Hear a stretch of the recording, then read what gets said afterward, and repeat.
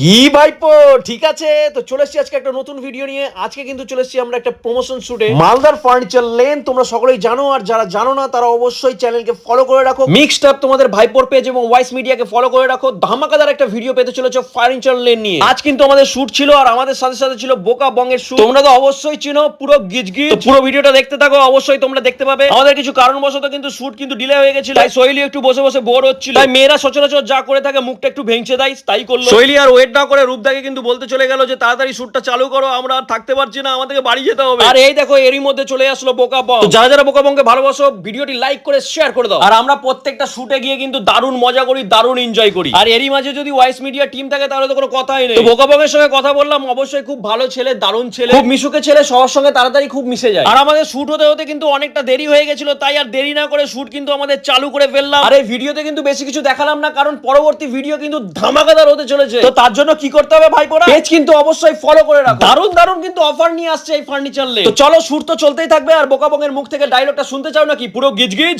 এত সুন্দর সোফা কিনলে তোমরা বন্ধুরা মিলে আড্ডাও মারতে পারবে বসে। কি বলো? পুরো গিজগিজ।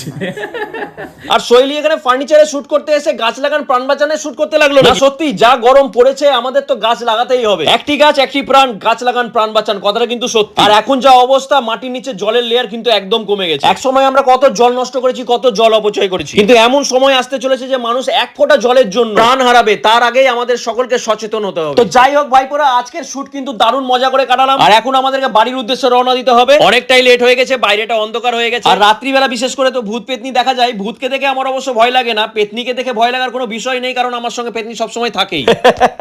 তো চলো কথা আর বাড়াবো না, কারণ তোমাদের হাতে সময় অনেকটা কম, বুঝতেই পারছি। আর এরই মধ্যে যদি ভিডিওটা ভালো লেগে থাকে তাহলে প্রচুর পরিমাণে শেয়ার করে দাও, আর কমেন্ট করে অবশ্যই জানিও কেমন লাগলো। আর যদি গালাগালি দেওয়ার ইচ্ছা হয় তাহলে গালাগালি দিও, আমি কিছু মাইন্ড করবো না। দেখা হচ্ছে পরবর্তী কোনো নতুন ভিডিও নিয়ে, ততক্ষণের জন্য বাই বাই।